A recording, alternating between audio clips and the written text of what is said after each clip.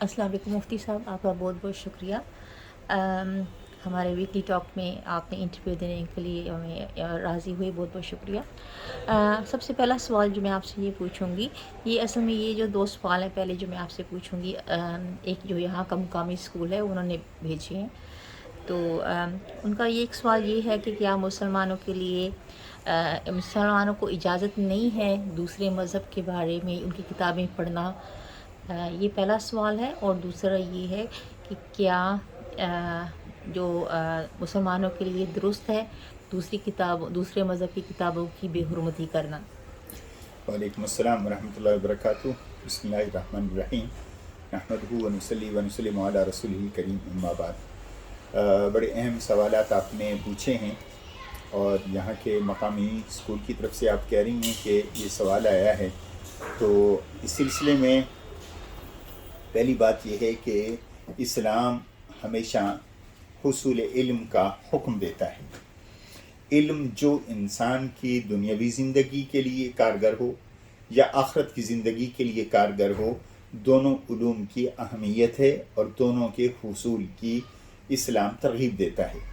قرآن کریم کے اندر بار بار ایک چیز کا حکم ہے، اور وہ ہے کہ تم غور و فکر کیوں نہیں کرتے۔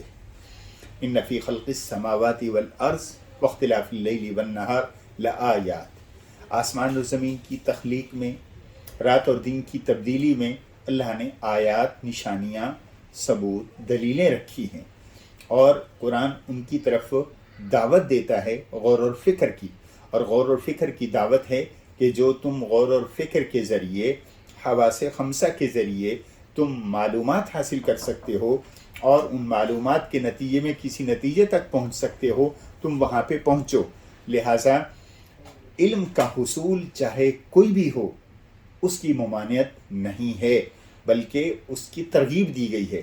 بلکہ ایک مشہور مقولہ آپ نے سنا ہوگا، جو حدیث کے طور پر پیش کیا جاتا ہے کہ اطلب العلم ولو کان بالصین، کہ علم کو حاصل کرو چاہے چین ہی تمہیں کیوں نہ جانا پڑے۔ اگرچہ اس کی صحت حدیث کے حوالے سے محدثین کے ہاں بات چیت ہوئی ہے، کلام ہوا ہے، لیکن اس کی حقیقت سے کسی کو انکار نہیں کہ علم تو مومن کا گمشدہ، حکمت تو مومن کا گمشدہ مال ہے۔ اور ظاہر ہے چائنا کے اندر اس وقت اسلام نہیں تھا جب اللہ کے رسول علیہ الصلوۃ والسلام یہ فرما رہے ہیں کہ دانائی مومن کا گمشدہ مال ہے، جس سے بھی ملے، چاہے کافر سے ملے یا مسلمان سے، اس کو حاصل کرنا ایک مسلمان کے لیے نہایت ہی اہمیت کا حامل ہے۔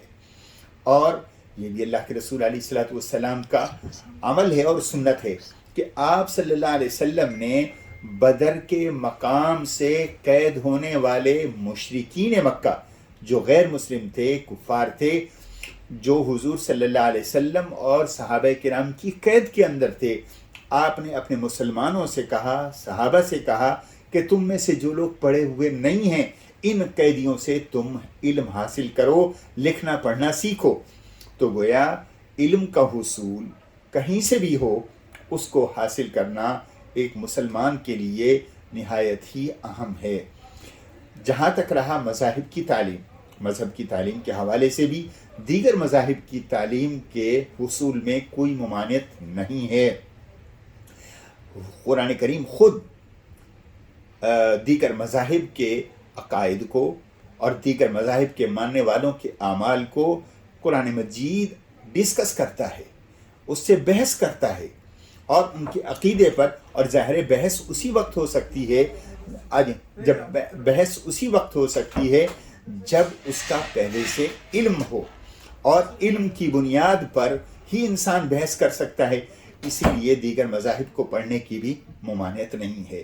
ہاں اتنی بات ہے، اگر کسی شخص کا ذہن کچا ہے، اس کے معلومات پوری نہیں ہے یا کم عمر ہے، تو اس کو چاہیے کہ اگر وہ دیگر مذاہب کو پڑھ رہا ہے تو ساتھ والدین اور اس کے دینی استادوں کا فرض بنتا ہے کہ ساتھ ساتھ اس کو اپنے مذہب، اس سبجیکٹ پر اپنے مذہب کی بھی تعلیم دی جائے۔ جہاں تک تعلیم حاصل کرنے کا تعلق ہے، اس میں کوئی ممانعت نہیں ہے۔ تو یہ تو ہوا آپ کے پہلے سوال کا جواب۔ اب رہا دوسرا سوال بے حرمتی والا، یہ بھی نہایتی اہمیت کا حامل ہے۔ قرآن کریم یہ کہتا ہے لا تسبوا الذین یدعون من دون اللہ فیسبوا اللہ عدوا بغیر علم، کہ تم میں سے کسی کو یہ اجازت نہیں ہے کہ کسی دوسرے مذہب کے جھوٹے خداؤں کو تم گالیاں دو، برا بھلا کہو۔ اس آیت کی روشنی میں یہ ہمیں درس ملتا ہے کہ دیگر مذاہب تو کیا، مذاہب میں تو پھر بھی اللہ کی بات ہوتی ہے اور اس کے رسولوں کی شاید بات ہو جو الہامی مذاہب ہیں، لیکن مذاہب سے ہٹ کر بھی اگر کوئی کتاب ہے جس کے اندر علم ہے، مسلمان کو یہ تعلیم دی گئی ہے کہ وہ اس کا بھی احترام کرے۔ آپ کے بچے کے ہاتھ میں، میرے بچے کے ہاتھ میں سائنس کی کتاب ہے، اس کی بھی بے حرمتی کی اجازت نہیں۔ میتھ کی کتاب ہے، بھئی جس سے انسان کو علم ملے، جس سے انسان کو فہم ملے، شعور ملے، اس کی انسان بے حرمتی کرے تو اس علم سے پھر فائدہ نہیں اٹھا سکتا۔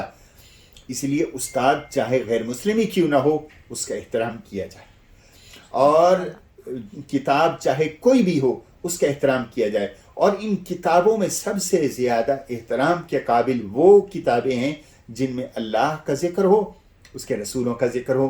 جو دیگر مذاہب، مثال کے طور پر عیسائیت ایک مذہب ہے، عیسائیت کے مذہب سے یقیناً مسلمانوں کو کچھ اختلاف ہے، اس میں کوئی شک نہیں، لیکن یہ بھی ایک حقیقت ہے کہ عیسائیت اللہ کو مانتے ہیں اور وہی خدا ہے جو مسلمانوں کا خدا ہے، اور عیسائیت بھی بیشتر رسولوں کا، ان کا جو ایمان ہے وہ ہمارے مسلمانوں کے لیے بھی ایمان کا لازمی جز ہیں۔ مثلا حضرت آدم سے لے کے حضرت عیسیٰ تک جتنے نبی ہیں وہ بھی مانتے ہیں، ہم بھی مانتے ہیں، تو ان کی مقدس کتابوں کے اندر ان کے بھی نام ہیں۔ تو مسلمان تو جیسے وہ اللہ کا احترام کرتا ہے، قرآن کا احترام کرتا ہے، رسول اللہ کا احترام کرتا ہے، وہ مسلمان حضرت موسیٰ کا بھی احترام کرتا ہے، حضرت الیاس کا بھی احترام کرتا ہے، اور حضرت موسیٰ کا، حضرت یوسف کا، حضرت یعقوب کا، ابراہیم کا، اسحاق کا، زکریہ کا، یحییٰ کا، حضرت عیسیٰ کا بھی احترام کرتا ہے۔ وہ ہمارے ایمان کا حصہ ہے، قرآن نے ان کو ذکر کیا۔ لہٰذا کسی بھی مذہب والے کی کتاب، مذہبی کتاب کا بے احترامی کرنا، توہین کرنا قطعاً اسلام میں اس کی اجازت نہیں ہے، اس سے انسان بہت محتاط رہے۔ شکریہ۔ اسی کو لے کے میں ایک اور آپ سے مفتی صاحب سوال کرنا چاہوں گی کہ اصل میں یہ شکایت جو ہے ہمارے جو پاکستانی بچے ہیں ان کے والدین سے آئی ہے کہ ان کے بچے جو ہے نا، اصل میں جو ان کے جو جہاں سے پڑھنے جاتے ہیں مدرسے میں، تو ان کو نا 3-4 گھنٹے بٹھا کے رکھتے ہیں۔ آپ کو پتہ ہے کہ یہاں لمبے جو ہے نا اسکول کا جو ٹائم ہے بہت لمبا ہوتا ہے، تو وہ ہوم ورک نہیں کر پاتے۔ اگر انہیں اسکول سے مدرسے سے درخواست کرتے ہیں کہ آپ صرف 2 گھنٹہ بچے کو پڑھائیں اور پھر گھر بھیجتے ہیں تاکہ ہوم ورک کر سکے، تو قاری صاحب کہتے ہیں کہ اس کا کوئی فائدہ نہیں ہے اسکول کی پڑھائی کا، یہ پڑھائی زیادہ ضروری ہے۔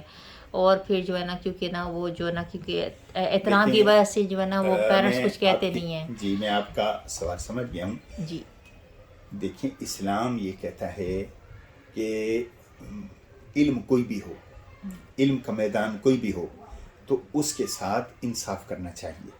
اگر ہم اپنے بچوں کو مقامی اسکولوں میں بھیجتے ہیں تو جو کہ یہاں کے قانون کا تقاضا ہے، یہاں پہ رہنے اور یہاں پہ وقت گزارنے کا تقاضا ہے، تو اس میں ہمیں ان کے ساتھ انصاف کرنا چاہیے۔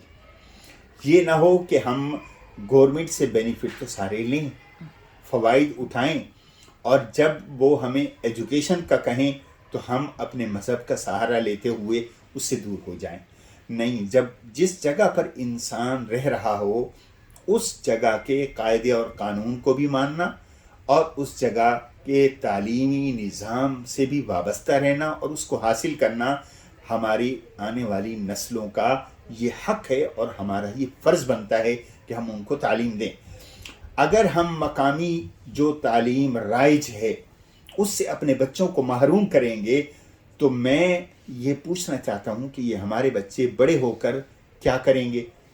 کیا ایک مسلمان بچے کو یہ حق نہیں پہنچتا کہ وہ بڑے ہو کر وہ اچھا ڈاکٹر بنے، اچھا انجینئر بنے، اچھا پولیس مین بنے، وہ یہاں کی مقامی لوگوں کی خدمت کرے، جیسے ہم لوگ ان سے خدمت لے رہے ہیں، ایم ٹی آر کی صورت ہو، ڈاکٹروں کی صورت میں ہو، انجینئرنگ کی صورت میں ہو، کتنے فوائد ہم لے رہے ہیں.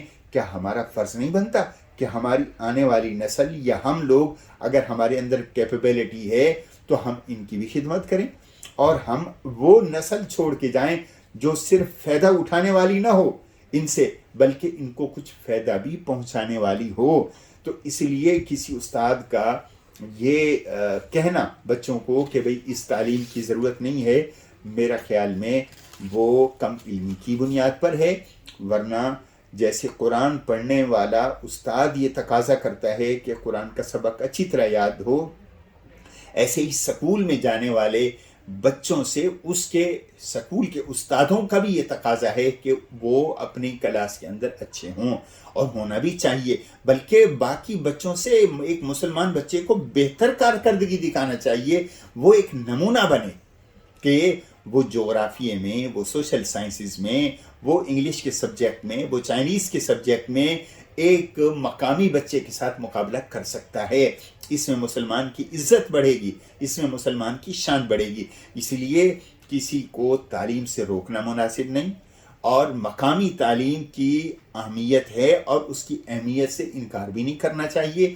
ہاں، قرآن کریم، اور یہاں پر ہانگ کانگ کی میں بات کر رہا ہوں، یہاں پر ہمیں ہمارا دین جو آزادی ہے، ہم اس سے فائدہ اٹھاتے ہوئے اپنے بچوں کو دینی تعلیمات بھی دیں.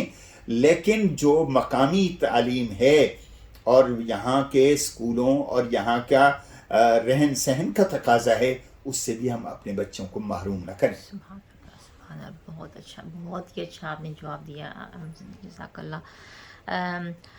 آخری سوال مفتی صاحب جو آپ سے یہ ہے کہ ایکچولی اصل میں ہماری جو پاکستانی جو مسلمان خواتین ہیں ان کی طرف سے ہے، ان کو یہ لگتا ہے کہ ہانگ کانگ میں جو ہے کوئی ایسی جگہ نہیں ہے جہاں سے وہ جو ہے نا شریعت سے متعلق جو ہے نا کسی سے پوچھ سکیں، کیونکہ ان کو ایک تو کیونکہ ان کو لگتا ہے کہ یہاں بھی بالکل پاکستان کی طرح نا جو ہے نا اپنی جو کمیونٹی ہے میل ڈومینیٹ، ٹھیک ہے، ڈومیننٹ. یہاں پر کوئی جو ہے نا خواتین ایسی یعنی کہ اپنی جو ہے نا اپنی زبان جاننے والی پڑھی لکھی نہیں ہے جو ان کو جو ہے نا ان کے جو مسائل ہے اس کا جو حل دے سکیں. کیونکہ جو ان کے جو مقامی وہ جاتی ہیں ان کو بھی جسے آپ کہہ سکتے ہیں نا کہ نیم حکیم، تو وہ بھی جو ہے نا اسٹے نہیں کرتے. جو وان چائے مسجد میں ہے وہاں ہے، اگر آپ ان سے سوال کریں تو وہ اصل میں ان کا بھی وہ ٹھیک کہتے ہیں کہ اگر ہم آپ کو جو ہے نا جواب اسلام کے تحت آپ کو دے سکتے ہیں، لیکن مسئلہ یہ ہے کہ اگر آپ جواب دیں گے تو آپ کے گھر والے یہ کہیں گے کہ یہ کلچرل مسئلہ ہے، تو یہ جو ہے نا ہم پر لاگو نہیں ہوتا. تو وہ کہتے ہیں کہ آپ جو ہے نا قانون مسجد جائیں، مفتی ارشد صاحب سے پوچھیں یا مفتی شعیب سے. تو آپ پلیز مجھے بتائیں کہ کیا یہاں اگر قانون مسجد میں کوئی ایسا سسٹم ہے کہ خواتین اگر آنا چاہیں، کیا آپ کے پاس کوئی ٹرینڈ خواتین ہمارے ہیں ہاں قانون جو مسجد میں میل فیمیل دونوں طرح کے اساتذہ بھی، اسٹاف بھی موجود ہے. اور قانون مسجد میں ہم خاندانی مسائل پر مختلف لوگ جو آتے ہیں ہم ان کو نصیحت بھی کرتے ہیں، ریکونسلیشن کی بھی کوشش کرتے ہیں، اور ان کو مسائل حل کرنے کی بھی تگ و دو کرتے ہیں. تو کولون جامع مسجد ایک ایسی جگہ ہے جہاں پر ہم لوگ ہر آنے والے کو خوش آمدید کہتے ہیں. یہاں پر فیمیل ٹیچرز بھی ہیں. اگر کوئی خاتون کو مسئلہ بتانا چاہتی ہے تو یقیناً آئے، یہاں پہ استانیہ ہیں، ان سے بات کر سکتی ہیں، پڑھنا چاہے پڑھ سکتی ہیں. امام موجود ہیں، ہم لوگ موجود ہیں، اور کوئی خاندانی مسئلہ ہے اگر ہمارے کوششوں سے ان کا خاندانی مسئلہ حل ہو جاتا ہے تو ہمارے لیے خوشی کی بات ہے، اور ہم نے کبھی اپنے دروازے بند نہیں کیے. تو ہماری کوشش ہوتی ہے کہ خاندانی مسائل پر اگر کوئی آتا ہے، رہنمائی ہماری لیتا ہے یا ایڈوائز لیتا ہے، تو ہم یقیناً ایڈوائز بھی دیتے ہیں، رہنمائی بھی دیتے ہیں. اور بیٹھنے کے لیے بھی خواتین کے الگ جگہیں بھی موجود ہیں. ہمارے پاس لیڈیز پریئر ہال بھی ہے، لیڈیز روم بھی ہیں، کانفرنس روم بھی ہے. اگر کوئی فیملیز آتی ہیں، مل بیٹھتے ہیں، یا کوئی ڈسپیوٹ ہے تو ہم کوشش کرتے ہیں کہ اس ڈسپیوٹ کو ایڈوائز کر کے ہم اس کو ریزالو کرنے کی کوشش کرتے ہیں. اور بالخصوص قرآن و سنت کی روشنی میں ہم کوشش کرتے ہیں کہ ان کا جو باہمی اختلافات اور مسائل ہیں ہم ان کو حل کریں اور رہنمائی دیں. تو کولون مسجد یقیناً اپنی یہ خدمت پیش کرتی ہے اور کرتی رہے گی انشاءاللہ. بہت بہت شکریہ مفتی صاحب. Thank you. السلام علیکم. وعلیکم السلام.